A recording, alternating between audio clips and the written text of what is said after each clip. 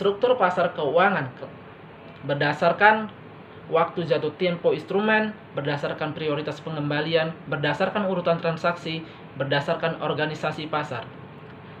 Pasar keuangan berdasarkan waktu jatuh tempo instrumen. Yang pertama ada pasar uang. Pasar keuangan yang mentransaksikan sekuritas atau instrumen yang memiliki waktu jatuh tempo kurang dari 1 tahun. Contoh US Treasury Bills. Yang kedua ada pasar modal. Pasar keuangan yang mentransaksikan sekuritas atau instrumen dengan waktu jatuh tempo lebih dari 1 tahun. Contoh corporate stock. Pasar keuangan berdasarkan prioritas pengembalian atau return.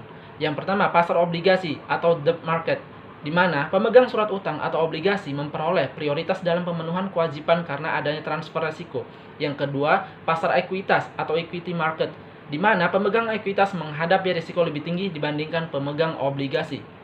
Pasar keuangan berdasarkan urutan transaksi. Yang pertama, pasar primer, tempat terjadinya penjualan perdana sekuritas, yakni dibeli oleh investor, pelanggan bank, investasi yang bersangkutan. Yang kedua, pasar sekunder berfungsi membuat sekuritas menjadi liquid dengan menjual kembali sekuritas dari pasar primer. Contoh, pasar valuta asing.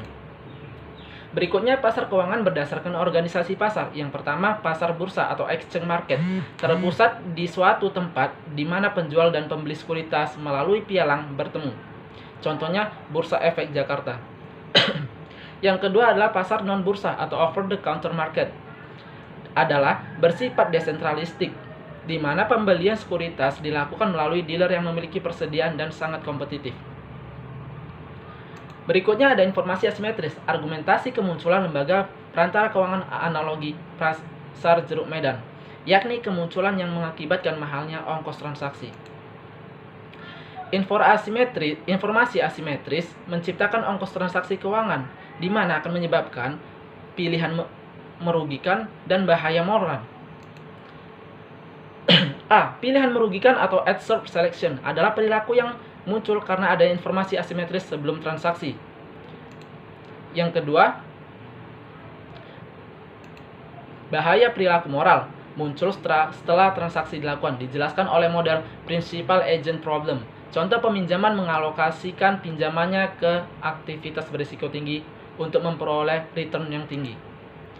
5. Klasifikasi perantara lembaga keuangan berdasarkan sumber dana.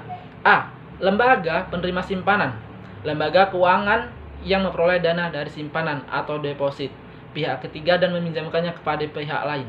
Contoh, bank komersil. Yang